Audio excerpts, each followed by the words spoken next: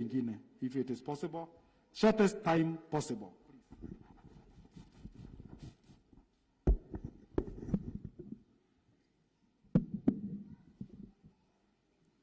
Your Excellency, the Deputy President, Dr. William Samoei Ruto, our Member of Parliament, Honorable George Deuri, all other members of Parliament present, Reverend Felix Mureithi, the church elders,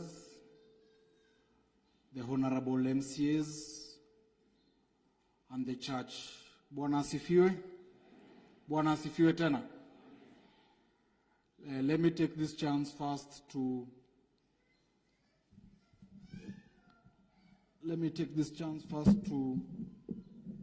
introduce the members of County Assembly that are with us in this service. Can they be upstanding? Yeah.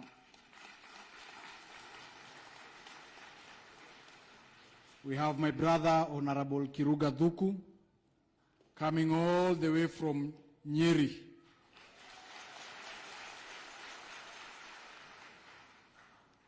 We have our sister, Honorable Doreen, nominated Member of County Assembly from Nakuru. We have my colleague, Honorable Nganga, MCA Kule Mwiki, and by God's grace, God willing, the future Kasarani MP 2022. Thank you very much. Church, I would want you to first and foremost clap for Honorable Reverend Felix and Bwana Ngodho here. Can you give them a round of applause?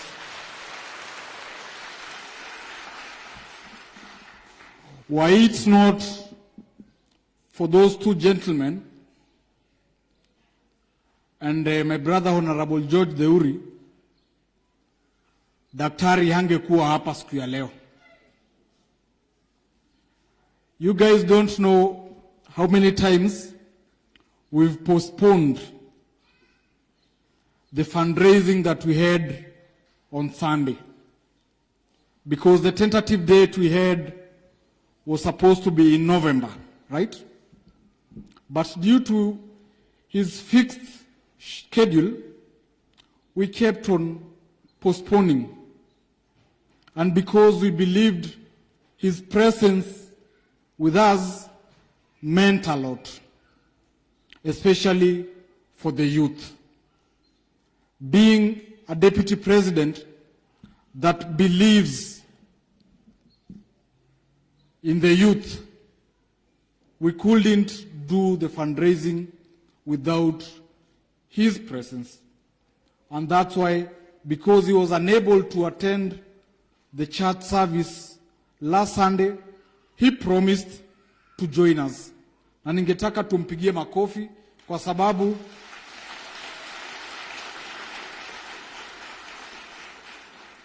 our MP gave us his apologies last Sunday and promised that he will join us today. Nasi yako hapa. Youth mmefurahia? Mkimuona mdosi hapa, mnajua mambo iko? Mambo iko?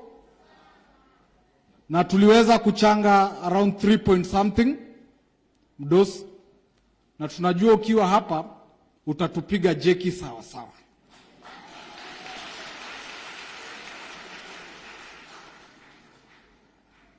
Na ili nisiongee mengi, na kwa sababu nimepata nafasi siku ya leo, Mheshimiwa Naibu wa Rais, nikubalishe at least ni dokeze kidogo maendeleo ambayo mimi kama area MCA nimeweza kufanya since nichaguliwe. And since I was elected in 2017, together with my brother Honorable George Deuri, we found Umoja in a deplorable state. And my slogan was, Kazi Sasa and make Umoja great again. And by those words, Your Excellency, I've been able so far to do 4 complete roads. 2 Cabro in Area P and in Area F, 2 tarmacs in Area J, Area M, and others are ongoing. Outside here, Area K, we're supposed to have tarmac in the next 2 or 3 weeks. At the other side of the ward in A, we are doing also tarmac concurrently with this one. Also, in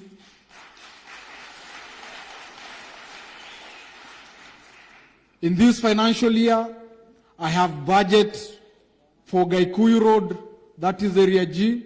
It will connect with the one we are doing at A to connect to Caltex area. Also the same will be done connecting Charina, and the same contractor shall go and do Area D.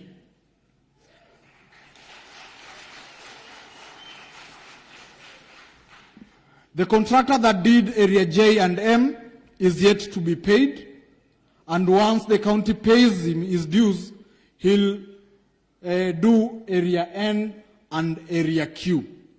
And with those, I'll have done all the roads within the older Umoja in a span of 4 years. Nikichaguliwa hizi barabara zote zilikuwa mbaya. And by God's grace, na ile siasa imekuwa huko kwa county, nimefanya. Ni kweli si kweli?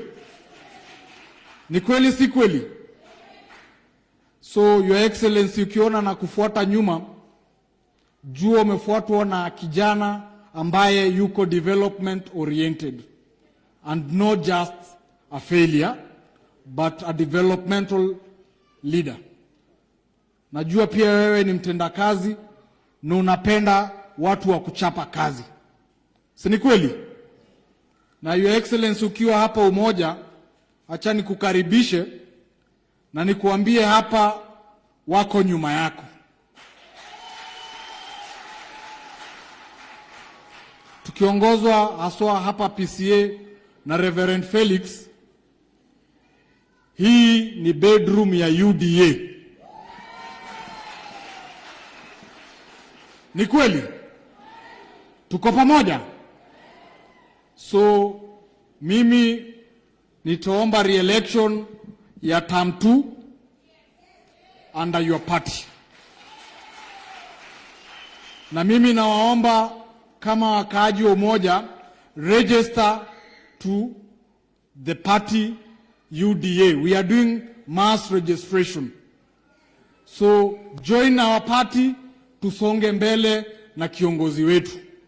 Nikimalizia, Reverend amesema kuwa tusiseme tu tuko na Mungu na tukose kufanya nini?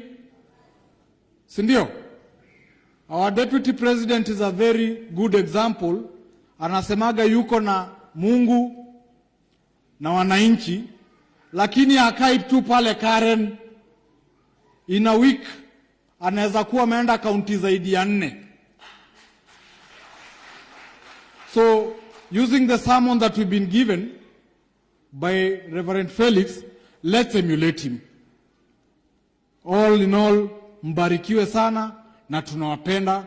Wacha nimkaribishe Mheshimiwa George Deuri atuongoze kutoka hapo. Asanteni sana na Mungu awabariki.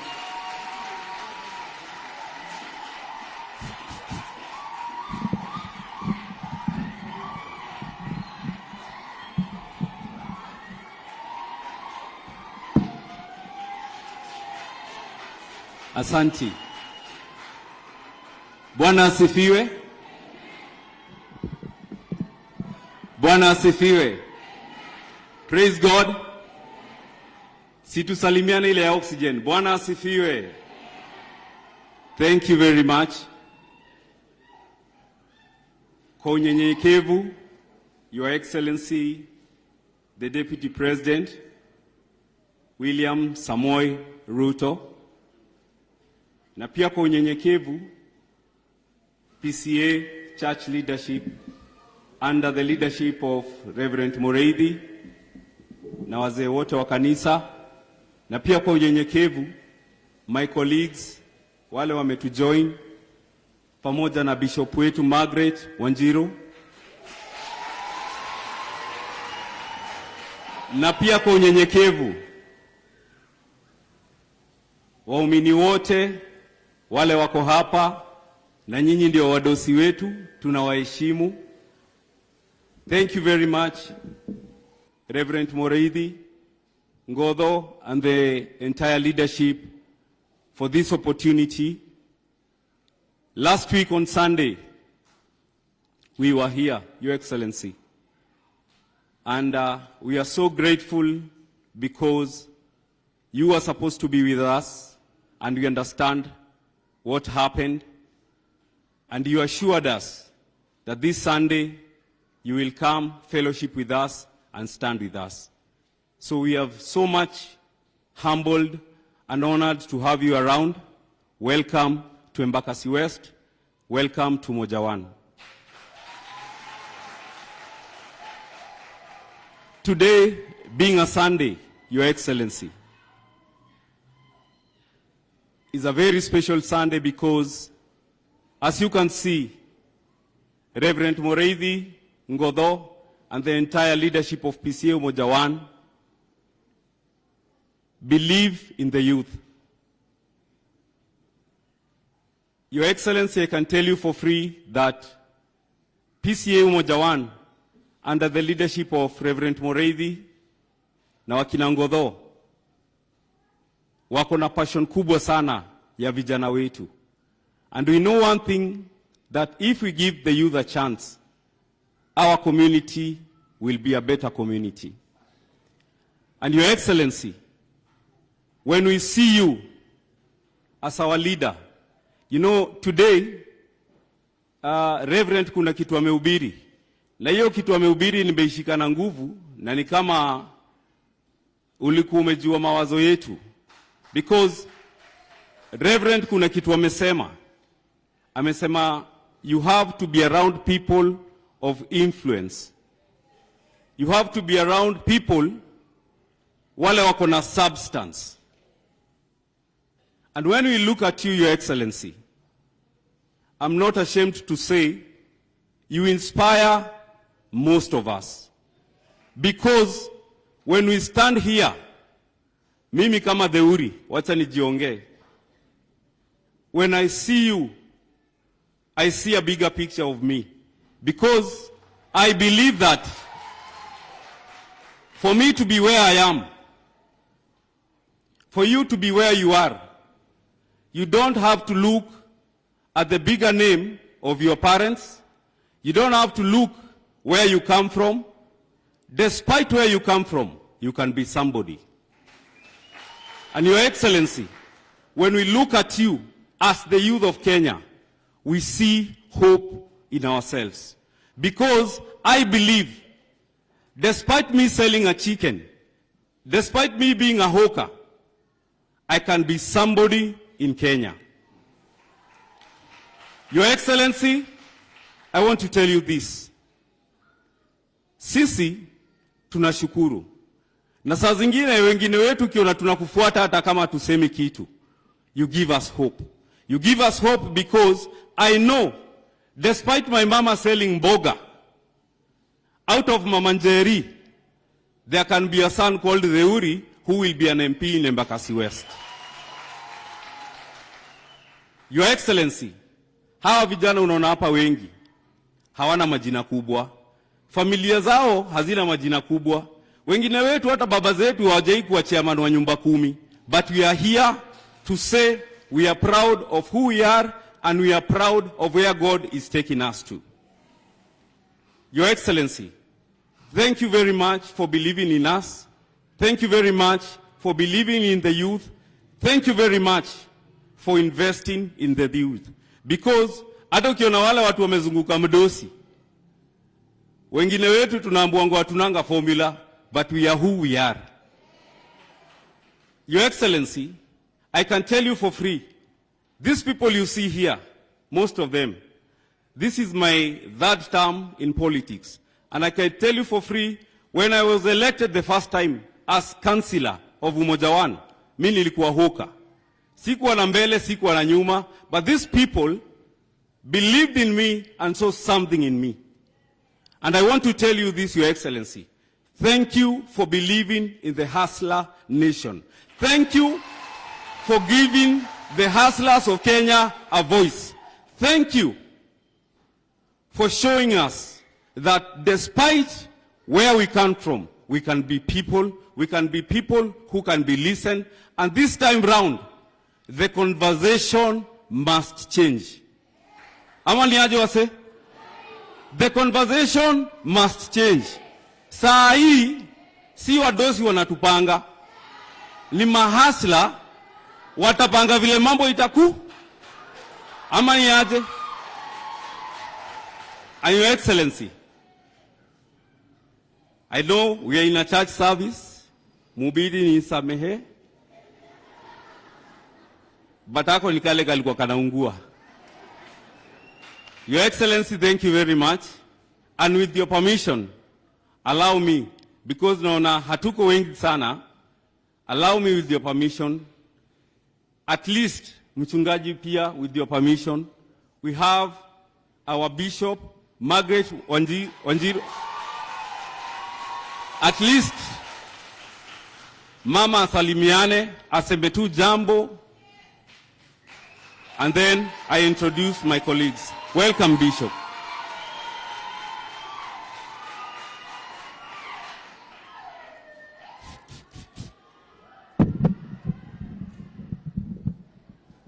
Hallelujah. Bwana Yesu asifiwe. Reverend Mureithi, the Lord indeed bless you. You have blessed us. Your Excellency, sir, God bless you and thank you for being with us. My colleagues in politics and our host, together with our MCA, the Lord indeed bless you. Mi sitasema mengi kwa ajili tumekuja kuzindikisha His Excellency. Tukuje tuungane pamoja nasi zote tujenge hiyo hall ya vijana. There is no greater future like investing in the youth. Kuna ka street hapa, nilisema siku moja, lazima tukuje tubadilishe vile watu wanaishi kwa hiyo street. Now I see there is hope. Because tukiwatoa hapo, lazima tujue tunawapeleka wapi. Sio kutafuta mbali, ni kuwalete tu pande hii. Na tunashukuru Mungu that they can be transformed and they can raise up all the youth in that area to become a great people. That is what the gospel is about. That the gospel changes and transforms lives. And that when we are preaching, we are not just preaching to keep people comfortable and warm. We are preaching transformation. Upande wa siasa, mimi mama Bishop Margaret Wanjiru, nimerudi kwa uwanja, ninaania kiti cha gavana wa Nairobi.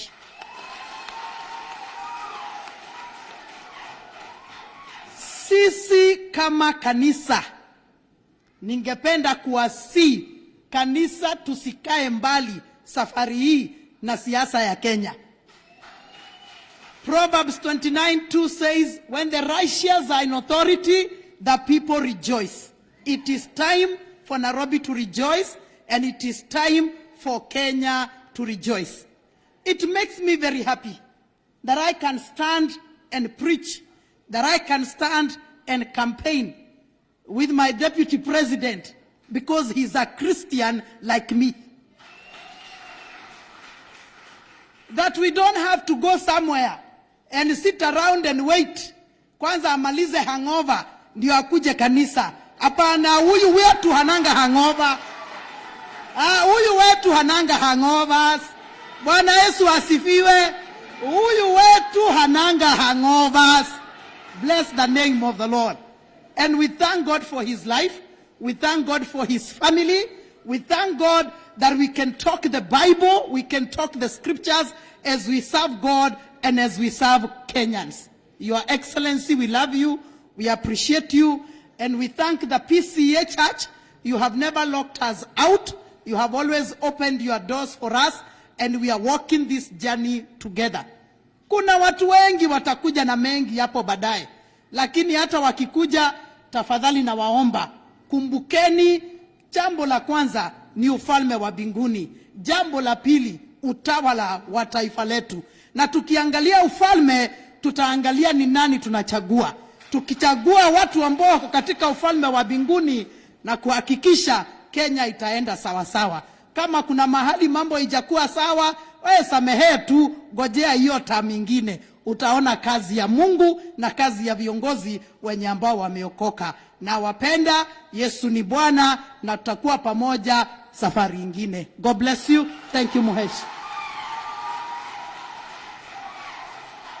Asante sana, Bishop Margaret. Allow me to invite my immediate neighbor from Embakasi Central. Tunamjua kama Major Dong. Makofi kwake tafadhali.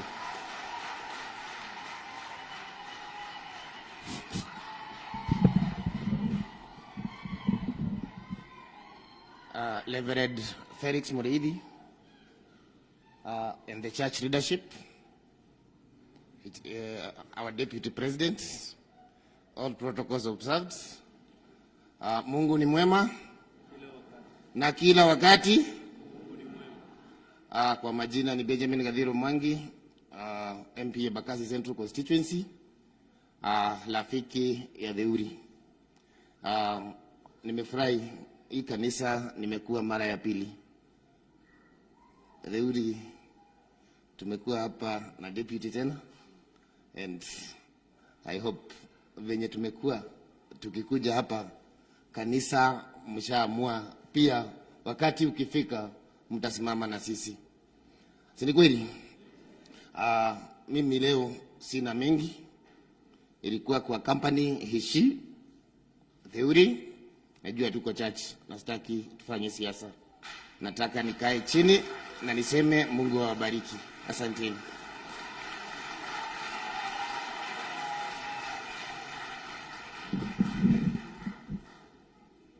Asante sana Mheshimiwa Major Dong.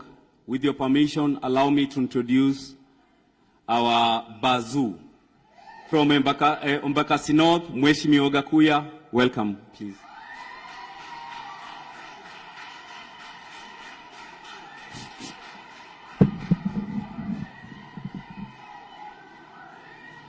The Deputy President of the Republic of Kenya, the church clergy, the worshippers, all protocols observed.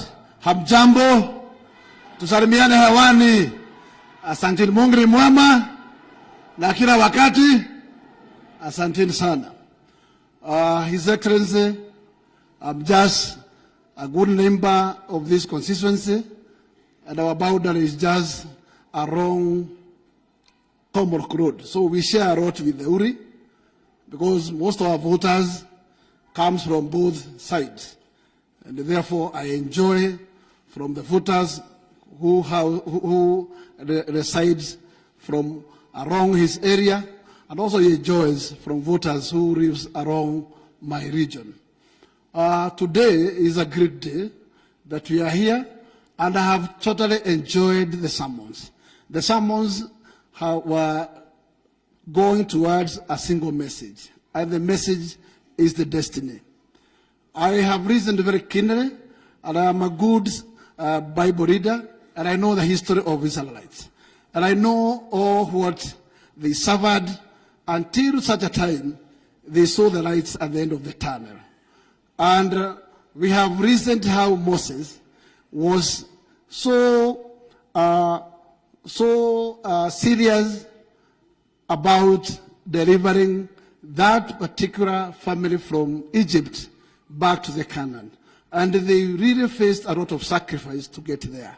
And we have heard how he persuaded the Palau many, many times, including performs a lot of miracles for the Pharaoh to soften. But finally, this good family of Israel got their way.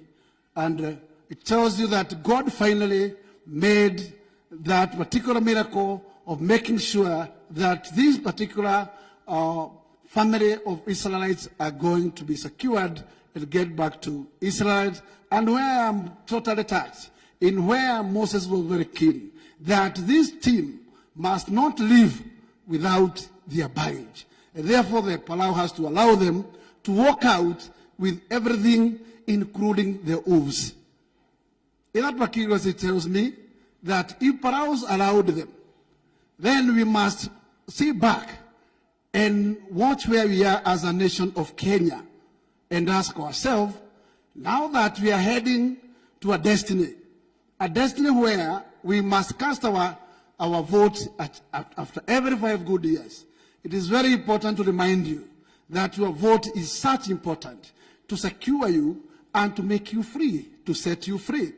And at the point we are in time, we have a lot of difficulties. We have Corona within our midst, and we have many other mountains within our midst.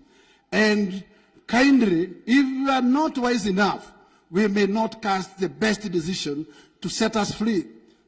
At the point we are, we have seen people trying to mobilize communities together to move for a particular direction. Kindly, Kenyans, I urge you, let us not be swayed to that direction.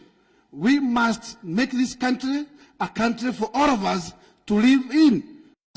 Think twice before we cast our votes. Let us go to that we be sure has ability and vision to take us to the next destiny. And I am sure Daktari has all the capacity to take us to the destiny we desire.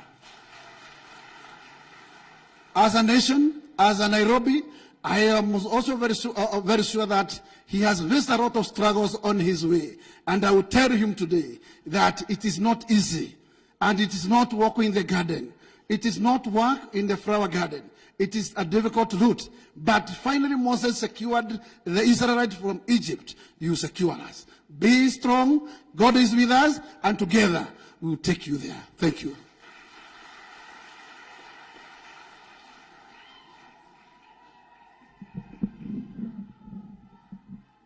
Asanteni sana waheshimiwa na wageni wetu. Once again, Reverend Mureithi, the entire leadership, Ngodho, the youth ministry, the congregation of PCA Umoja One, thank you for having us around. Thank you for opening your doors to invite us. And Your Excellency, the Deputy President, thank you for giving us an opportunity to fellowship with you in Umoja One PCA. And with your permission, mchungaji na washirika wote, nitawauliza kwa heshima. Let's stand up and welcome our chief guest, His Excellency, the Deputy President.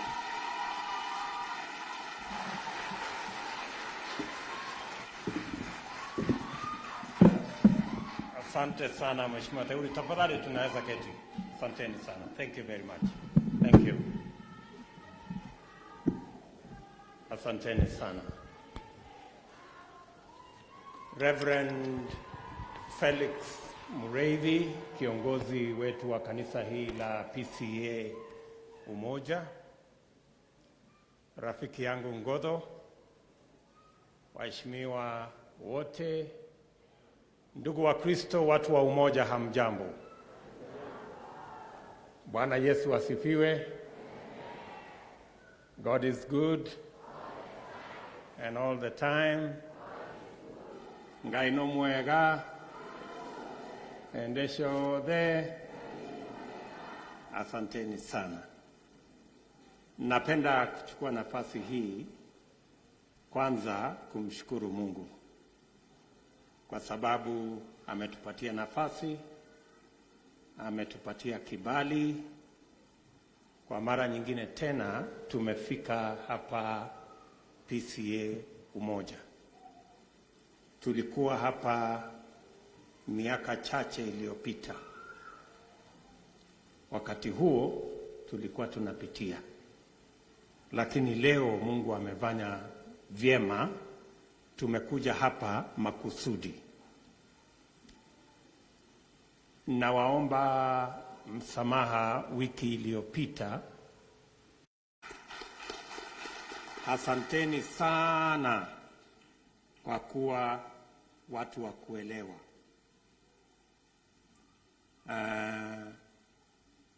Na leo nimefurahi sana kwamba Mungu amenipatia nafasi nikuje niungane na nyinyi katika ibada na vile vile kusaidiana katika ujenzi wa mahali ambapo vijana wa hapa Umoja PCA na vijana wa sehemu hii wanaweza kutumia kwa ibada yao. Nataka nimshukuru this young man, Bwana Ngodho. Amekuja akaniharas, akaniambia kwamba yeye kawaida ni mfanyabiashara, anachimba maji akifanya kazi yake. Side hustle yake ni kushughulikia mahitaji ya vijana hapa kanisani. And it is very rare to find a business person who also finds time to lead the church and to lead young people. I want to say, Nkodho, thank you very much. Nataka nishukuru vijana wa hapa kwa sababu it is their initiative, it is their thinking, it is their idea that we build a special place for them to fellowship and to attend to church. And you have gone all the way, not just by way of the idea and the initiative, but also we have seen young people in our midst who have contributed their talent and their expertise in drawing up and providing the architectural drawings and input so that we can do that particular facility. I want to say to the young people of Umoja, congratulations, and we will support you.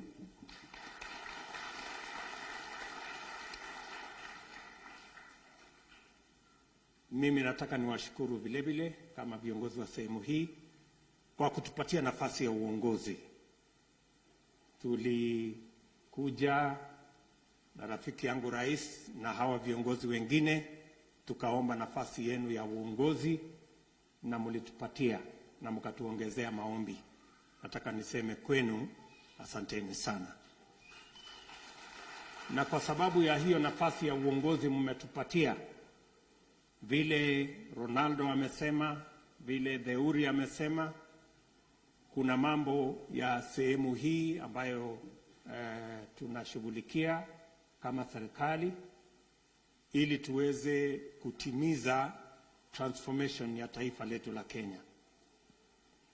Nakumbuka tulisema 2014 ya kwamba tutakamilisha hii Outer Ring Road ambayo ilikuwa na matatizo sana. Watu wengi ilikuwa na msongamano mkubwa. We are at the tail end of concluding this Outer Ring Road as a means to ease the movement of traffic in this area. Na zile barabara ambazo viongozi hawa wamesema ya Mayanja Road hapa kwenu tumeijenga upya kuunganisha mpaka kule Kayole, barabara ya Kayole tumeiunganisha.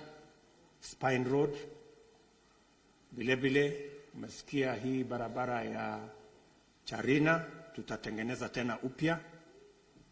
Barabara ya kule Molem kwenda mpaka Baraka na sehemu hiyo vile vile tunaitengeneza upya, na vile vile hapa Inako kupitia kwa SDA mpaka iungane na Moi Road pia tutatengeneza hiyo barabara, ndio sehemu hii yote kuwe inapitika kwa njia rahisi.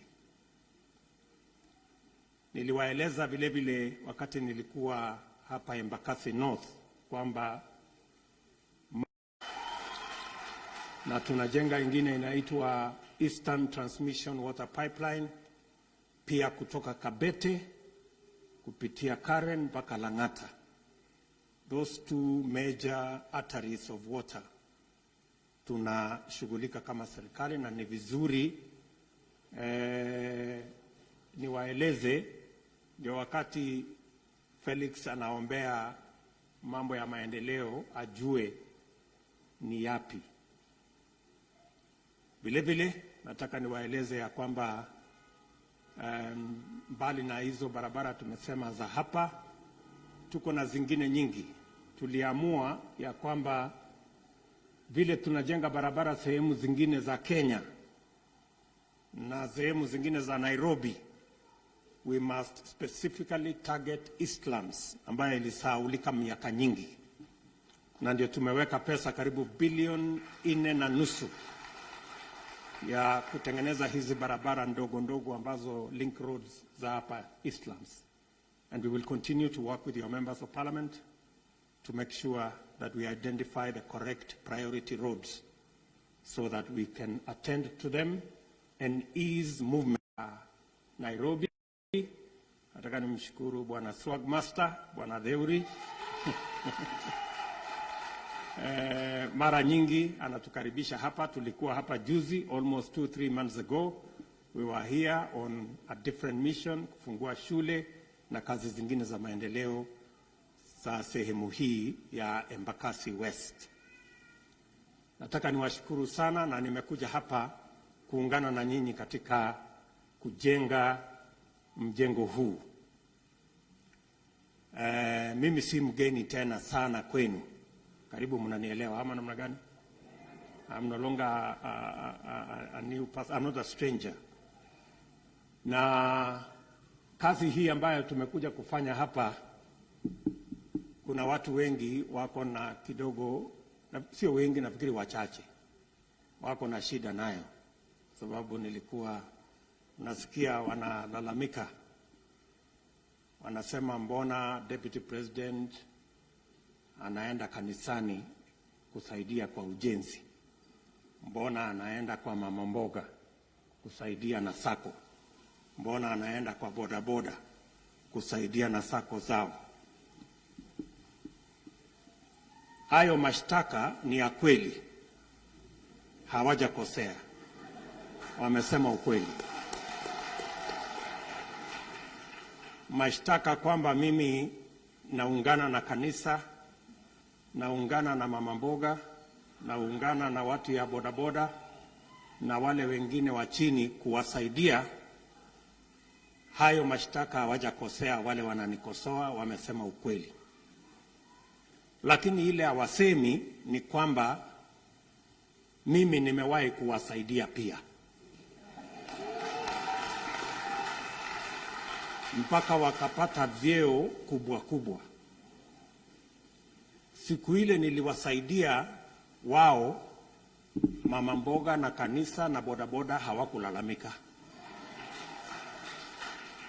Sasa mbona mnalalamika?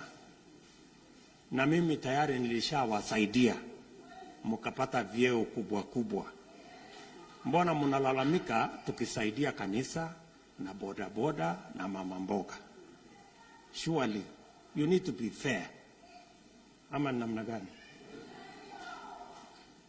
Tuko pamoja? Na mimi nataka niwaulize, kwa sababu ni viongozi wenzetu, ni vizuri kuwa wa kusema ukweli.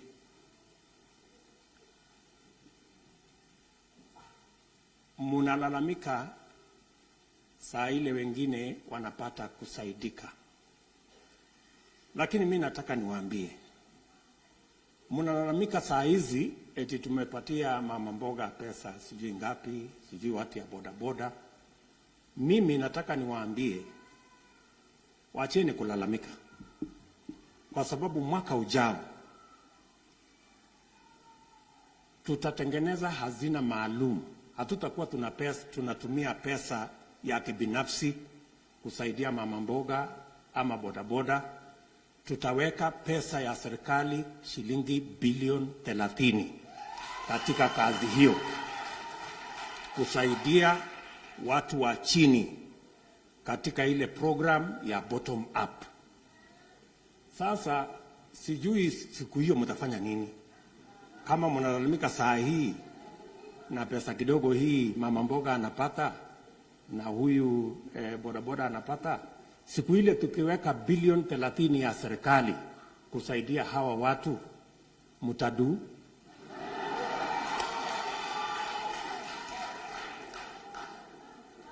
Sijui kama tunaelewana. Na mimi nataka niseme hivi, as a leader in Kenya, nataka niwaambie marafiki zetu, neno la Mungu katika Matendo ya Mitume 20:35, Paulo anasema, katika bidii na utendakazi mnafanya, wakumbukeni watu wanyonge. Mbona nyinyi wenye mamlaka makubwa na pesa nyingi, mbona mnadharau watu wengine wadogo? Because there are people in Kenya who have a problem with support given to the church. They have a problem with support given to Boda Boda Sacco. They have problem support given to small